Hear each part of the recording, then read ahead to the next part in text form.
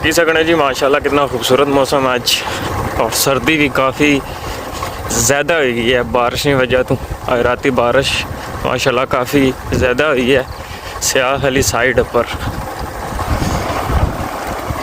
हूँ यही है कि बल्ले बल्ले रजाइयाँ कटी गिनो क्योंकि टाइम आई गया, और तुम्हें पता है 11 महीने 11 महीने एंड पर तकरीबन रजाइयाँ निकली आनी हूँ हो सकना 11वें च निकली। अच्छा